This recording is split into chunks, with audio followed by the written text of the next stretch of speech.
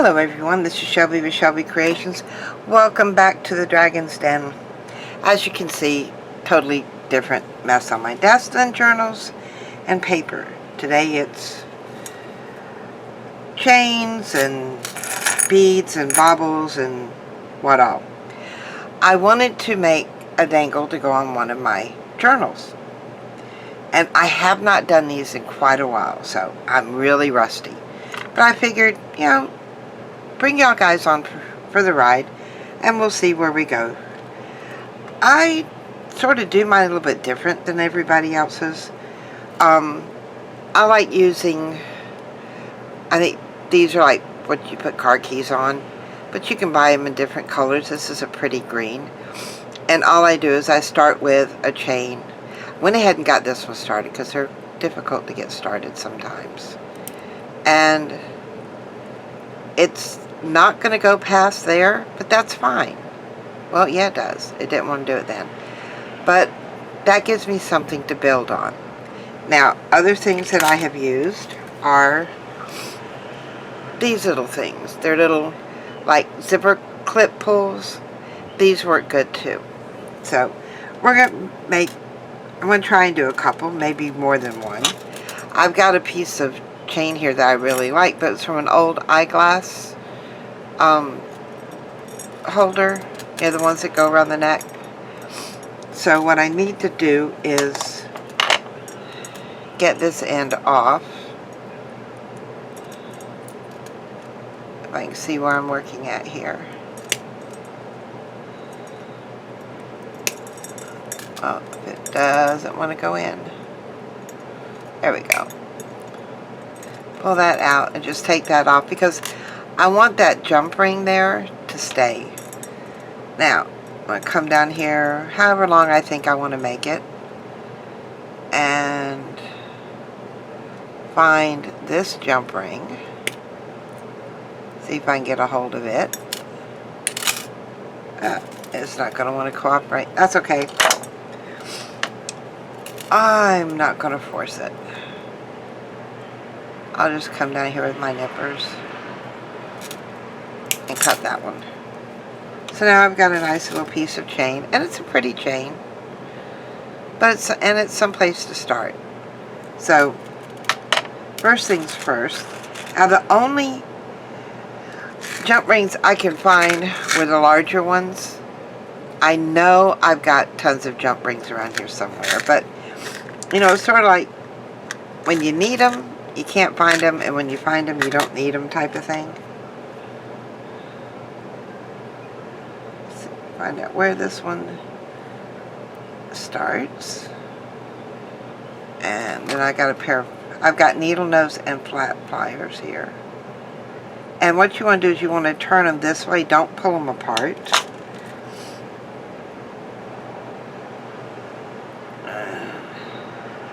That on there, and then I use the flat pliers because now I can come back and close that with ease. There.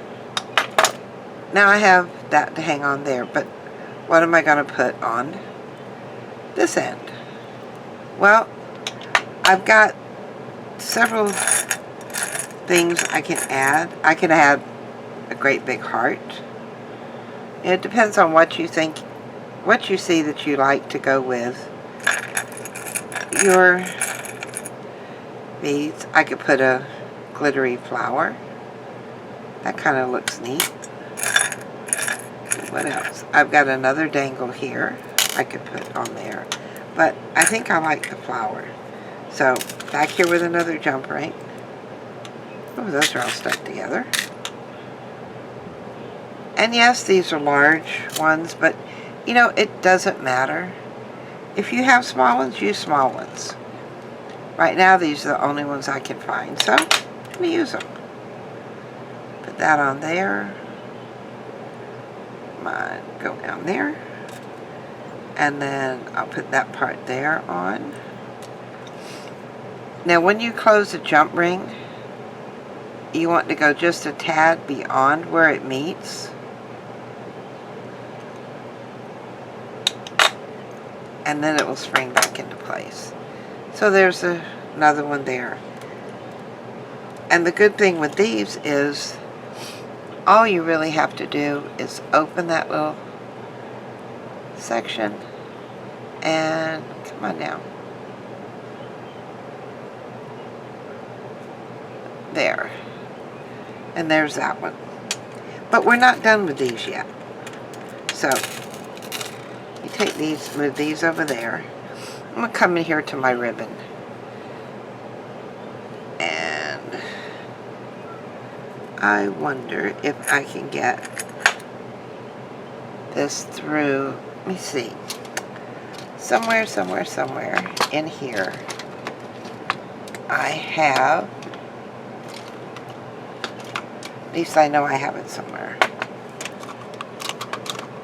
a very small crochet hook. It was in here. Where did it go? That one I think is not small enough. I had one smaller, but I do not see it anywhere. See, did I put it up here? Nope. Oh well. So, I take my tweezers out too. One of these is going to fit through the hole, I hope. Where did that? There it goes. So, sometimes you can get them to where they'll go through. This one's really too large. Let me see, did I stick it in my desk? Nope, I don't know where it went off to. So, oh, I know what I can do. Where's my needle? This would work. If I can get it threaded. There we go. So all I'm going to do is put this through here. Just like that. And I want this to hang on the end. So what I'm going to do is I'm going to come down here and put a knot in the very end, or as close to the end as I can get it.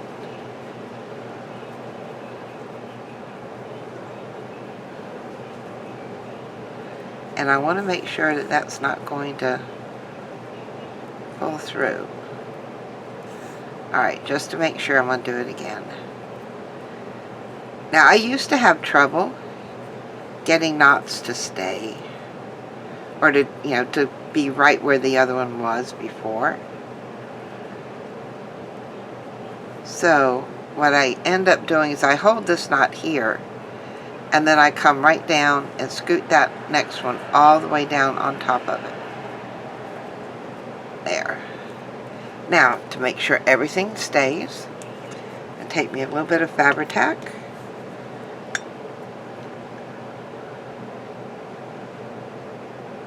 Put some right there on the end, and I'm going to slide that bead all the way down, just like that, so that Fabri-Tac's all down there on the end. Oh, need a paper towel. This can be messy. And yes, I always end up with glue all over my hands. So, there's one part. Now, I don't really want anything else on that side. So at this point, all I'm going to do is I'm going to come in here, and that's going to fold across like that. So there's another bead there, and I can make it longer, make that bead shorter. That's not a problem. Maybe a very pretty piece of ribbon to go on here. Put that on there. What else do I have in here? Ooh, I have something shiny. We can put that through. Now, if you don't want it very long, then you can always trim these off. What else? How about a piece of green ribbon?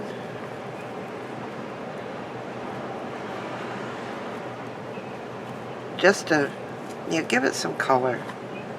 What else is in here? Ooh, strip of lace. That's good.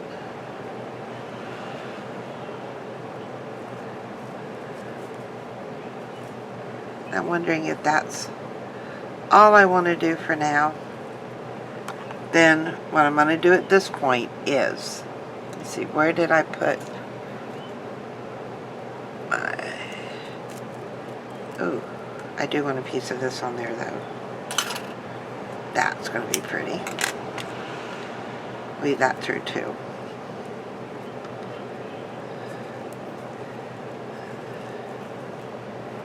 Now, I'm going to hold those in place and then come up here. I want that one. I'll use, maybe if I can find the end of it. There we go. I'll trim off a piece. Make it kind of long on here. And then I'm going to hold it here and I'm going to wrap it.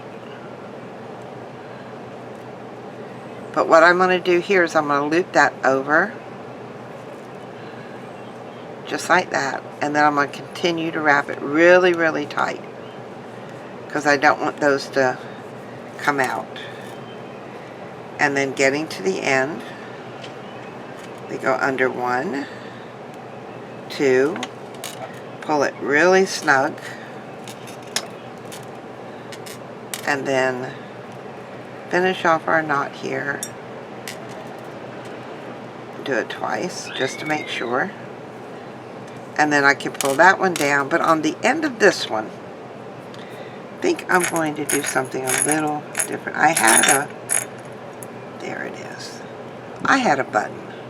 It's a shank button, but it will work.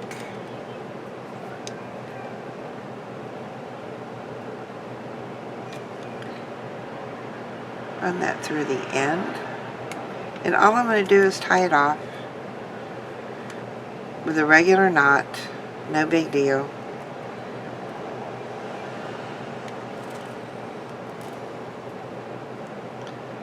Come up here. Thought I should have left me a little bit longer thread. And there we go. I'm not even going to bother trimming that. And there goes a dangle. So I may trim these back later, or I may leave them. I know it's kind of hard to see the heart there, but you know, I know it's there. And all that's going to do is just hang on the back of my journal. Very simple, and it's made from bits of scraps and old. Alright, for this one here, I'll put that down in there. This one I'm going to do not quite as thick as that one. I am loving this yellow.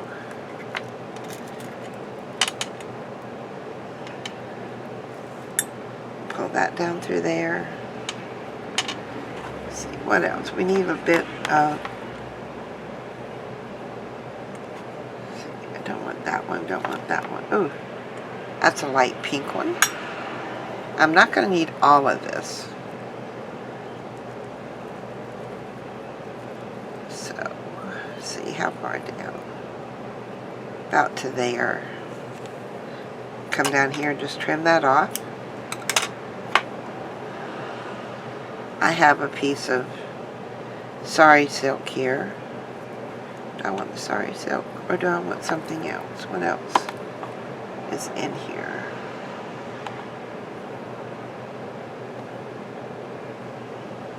Definitely want a piece of the shiny, but not a whole lot.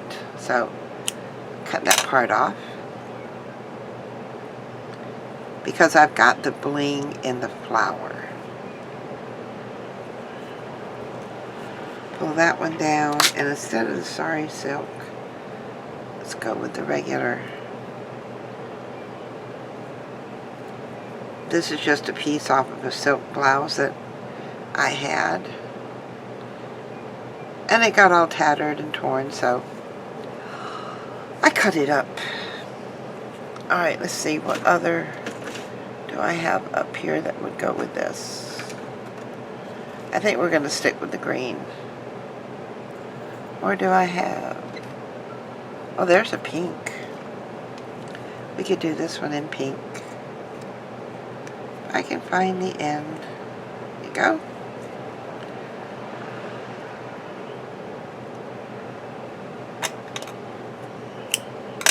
That off. And then again, pull everything down. And then because I have that large jump ring, I'm going to come in here below it. So I'm going to come this way and I'm going to twist those over. Get that all down there. Come on. Come down. And then, oh, holding on to the wrong one.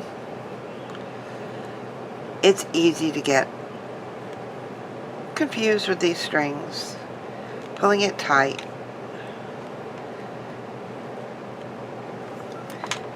And this may not be the, quote, proper way to do these, but this is the way I do them. And it makes them quick and easy.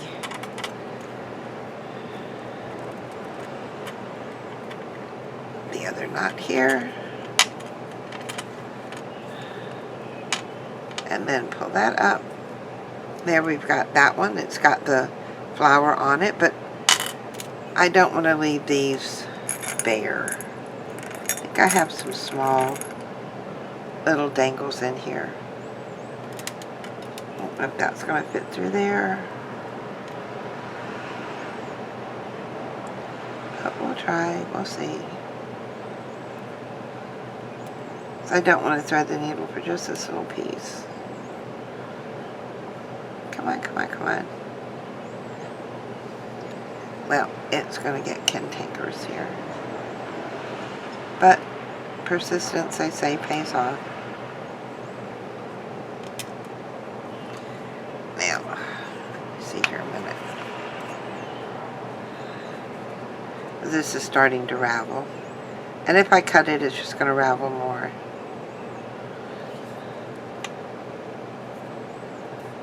Drop a glue on that. Smooth it out, and voila, it worked. Ah.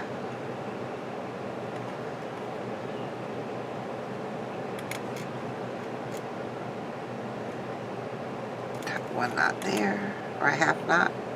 Come in and do the other one on here. Voila. Maybe I wanted... Do I want to? No, I'm going to trim this off a little shorter. Because I've got plenty on there. And there is number 2. Just that quick, just that easy. If I want these shorter or longer, I can trim them, you know, as I get to it.